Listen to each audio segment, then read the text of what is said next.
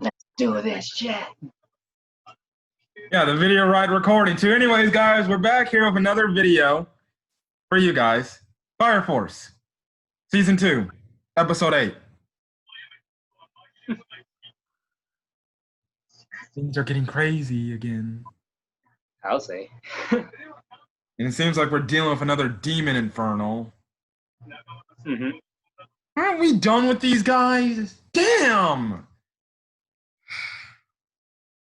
Okay. Anyways, we get that stuff going on, as well as we get a somewhat backstory about the mysterious hooded lady that you see in the opening. And now we get an explanation how all the animals can talk now. Mm-hmm.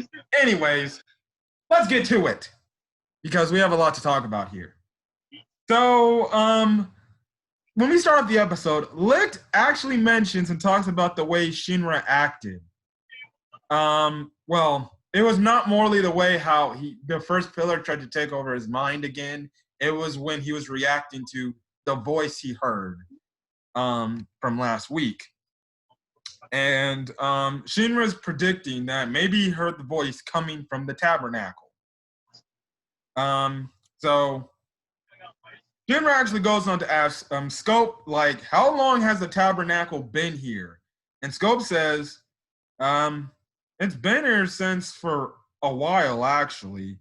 It's been there before I was there, honestly, and stuff like that.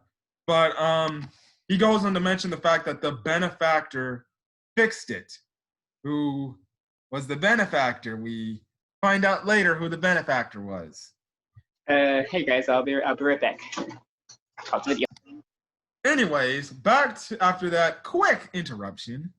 So we find out after the Great Cataclysm 250 years ago, this one person who we later find out is a woman in a black hood, essentially, found the animals like Scope and the others who were, just planning on potentially dying, as Scope says.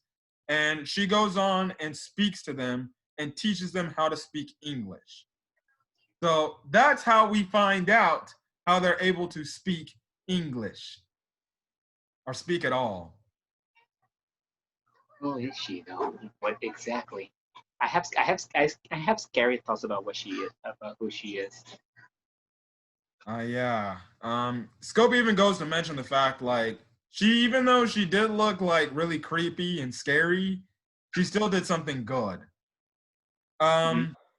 So anyways, she goes on to talk about how she came from beyond the spatial rift to once again recreate the world. So is she like, so I'm guessing it's like if somebody does the Great Cataclysm and destroys the world, she fixes it all over again?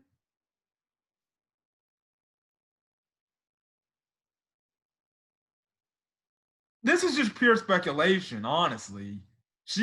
I still think she could be I don't know, maybe she's like on that type of deity level character. Your thoughts? I have a few scary thoughts on who she might be, but I'm not gonna say yet. Okay. We also find out that she actually gave Scope, well, she put a flame on the ground, but it's the main reason how Scope got his flames, and she even gave him a piece of her robe, which makes sense how he got the scarf as well. And I think the same thing can go for the bird. I forgot his name. Yeah, I forgot. Anyways, she actually went to the tabernacle. She put her hand out and the tabernacle starts to light up, and she apparently, repaired it. And then she ended up, from what Scope says, she disappeared and she has not been seen since then. And it also leads into the fact how the oasis was made because of what she did. So that's why Scope and the other animals treat this as some kind of like, honorable sanctuary type of place where they say, no, do not destroy the forest. This is in honor for her and for her to when she finally comes back. So it is interesting. Also, the question is, where did she go? Who knows? Maybe she is probably deep within the tabernacle. Mm. But she can apparently also Abdullah link Shinra, so which still leads me to believe that she might be a pillar. Or someone with a really deep connection with Shinra. And that's one of my scary thoughts right now. Yeah. Want me to say what my scary thought is? Go ahead. Go ahead. You, guys, don't judge me for what I'm about to say, because this is just my opinion, okay? Maybe Shinra's mom. Well, no, that's a reach because we know Shinra's mom's already an infernal. Yeah, but maybe something happened and now she turned into that. I don't know. Could be something. Could be something. We don't know. Okay. So, anyways, we see this hooded infernal drop out of nowhere and starts attacking Lit. And things just well, no, what happens is Lit gets scared. He gets caught up in this tree trap and he's literally falling where these spikes come out of the ground. Yeah, And it looks like he's about to get impaled. But thanks to Lieutenant Pon's, I guess, defensive buff, it manages to save Lick's life. Mm-hmm. So Joker would have lost his right-hand man right there. Still don't know if we should trust him. Anyways, okay. Anyways, we find out and we see that there are more hooded infernals showing up around the area and they're surrounding them. If you thought I wasn't crazy enough already about these hooded infernals, these hooded infernals can apparently talk.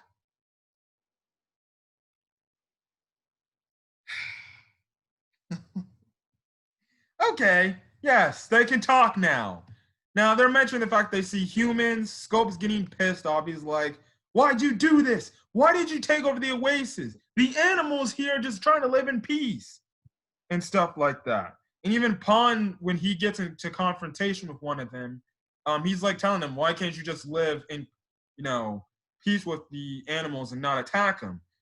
And the Infernal replies like, why should I do that? And he goes on about talking about the power of creation and how he disagrees with that statement. And he just wants to destroy things.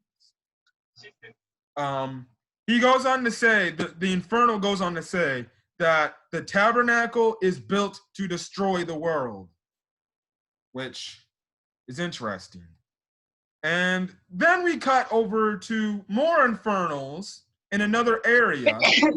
Bless you. Thank you. And we see this big hooded Infernal with horns. And he turns around, and the moment I see this, I'm like, I swear, I guarantee you that's a damn demon infernal, isn't it? We later find out it is. Yep, they did claim it to be. So. And what we find interesting is the other infernals are giving these stone tablets to this one big demon infernal with these numbers on it in some kind of what I guess you can say code, and stuff like that. Now, this demon infernal has a name, which I guess is a first. His name is Tempe. And when he turns around, we see that Tempe is wearing an evangelist robe. Sounds like you can see the red cross and everything. Yeah.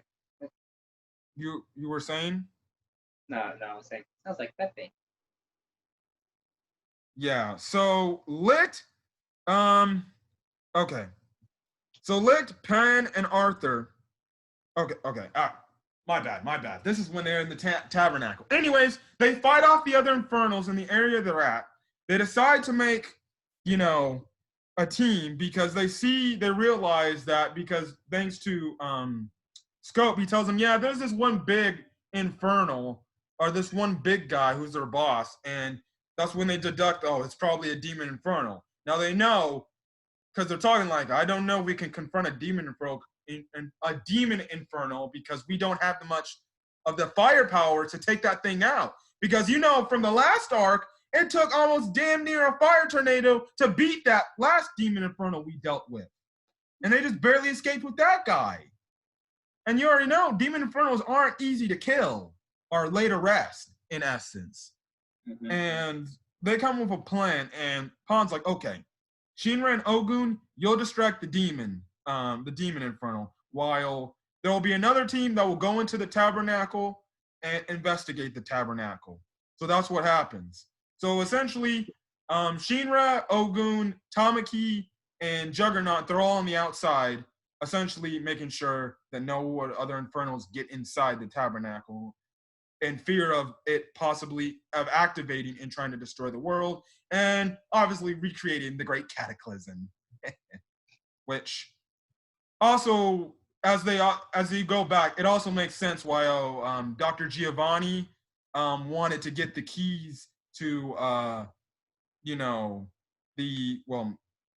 the main tabernacle little thing so they can recreate the Great Cataclysm, which again, they want to destroy the world. I don't know why they want to make the world a living hell, but it must be some kind of religious belief. But what can I say? The evangelists are a religious, crazy cult in Fire Force. So, yeah. Anyways, like I said, you have Shinra's team, and then in the tabernacle, you have Licht, Pan, and Arthur. Now, they're transversing the tabernacle in the interior. And what happens to them Denzel? The door suddenly shuts and traps them. And what happens to Shinra and the others? They get surrounded by a whole bunch of infernals, including the demon infernal. Yeah, so I don't know.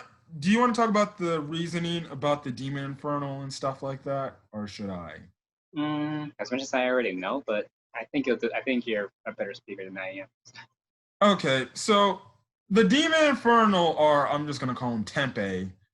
Tempe's talking about all this stuff, like trying to intervene with stuff like that. Why are you trying to save the world while we try to destroy it and stuff like that? Now Shinra tries to go in and attack tries to attack Tempe, but it's having no effect. Tempe's seeing his moves and just beating him to a pulp, to the point he even gives him like a few gut shots. So Shinra getting beat up just as bad as he got beat up against like Sharon. I think we're still gonna see that continue here. Anyways, Tempe goes on to mention the fact that he has been in Infernal for 250 years. Mm-hmm. So he's been alive since the Great Cataclysm, essentially. And he's been trying to die, and he wants to go to heaven. Now, my thinking is, well, if you want to die so bad, just lay over and let them kill you, and then you can go to heaven. I wonder if it's that easy. I mean, you know how powerful demons are. Would any of their attacks actually work on him? Probably not. I will find it funny. The thing is how he's saying he wants to die. It reminds me of the fact that Kaido wants to die, but nobody can kill him because he's so damn strong. Once again, bringing back One Piece. Well, am I not wrong in this essence? Yes, you're right. You're right. That man jumped off a sky island just to die, and he didn't die. Kaido. Anyways, I was like, man, just lay over and die. So why are you trying to destroy the world? So I'm guessing he wants to activate the tabernacle, redo the Great Cataclysm, and maybe try to get himself killed. I don't know how that's gonna send you to heaven, but okay. That's like just suicide. Anyways, things are happening. Shinra has another Abdullah link with the woman in the hood we see in the back, and she does something where I guess she like goes through him. I was like, wait, is he gonna go crazy again? Yeah, that's what I thought too. I'm like, is she gonna take over his body because even they hinted out, because Tamaki's like, Kusakabe? I'm like, oh shit. He's gonna be crazy, Shinra. And heck, he even thinks about trying to defeat the Demon Infernal if he should go, I guess, the evil being controlled route by the first pillar, which he's like, no, that's the evangelist way. I can't do that. Which I don't know why he would come to that conclusion, but I digress. No, Shinra has full complete control. My thing is, maybe she gave him a power boost, or maybe at an inopportune time, she will control his body. Maybe. That's where I could see two things going. Anyways, the episode ends off with, Pan, Licht, and Arthur all looking at these coded, these, the tablets, these stone tablets with the numbers on it, and they're deducting what could it be. And Arthur's like, this code or these stone tablets, it's in pi, which, if you don't know pi, it's not pie you eat. It's pi, the math formula. Apparently he knows that. Yeah, and that's when the episode ends off. Even though you would think, how would he know the formula for pi? Yeah, the other two guys were just like, eh? So, yeah. Next week seems to be cutting up again. And I'm not looking forward to next week. That's all I can say. Mm-hmm. Any other thoughts before we end this video off? Boy. I guess I'm looking forward to seeing Crazy Shinra again. And the other guys will have to stop him. If we get Crazy Shinra. Mm-hmm. But I think it'll take Crazy Shinra in order to defeat that demon. Yeah, they don't have the. I don't know how they're going to defeat that demon infernal. It's going to be by like some miraculous feat. Anyways, that's really it. I know this is probably going to sound like a much shorter episode review, but hey, that's kind of what this episode was. It kind of just flew by, but it still had a lot of action in it. So, yeah. Other than that, that's really it. So if you guys like this video, leave a like. Put in the comment section your thoughts on how Shinra and the others will defeat the Demon Infernal. What will Arthur, Pan, and Licht be seen in the core of the tabernacle? Again, do not post spoilers about the manga. Please and thank you. As well as hit that subscribe button if you want to get more Fire Force episode reviews, as well as other anime episode reviews. Again, just got to plug in the One Piece thing. The One Piece thing. Sunday, we'll be reviewing, I believe, the Alabasta saga. No, Little Garden and Drum Island for One Piece arcs. We'll be reviewing that. I know. I'm getting so much ahead of ourselves, Denzel. So we're going to get out of here. Hopefully you guys catch us not only Sunday for that One Piece video, but tomorrow morning for our video on Sword Art Online as well. So till then, guys, we'll catch you guys tomorrow for Sword Art Online Alicization or the Underworld review. So till then, we're going to get out of here. Hopefully you guys are staying cool if you're in California, as well as staying safe out there. So till then, guys, we'll catch you guys on the next video. Peace.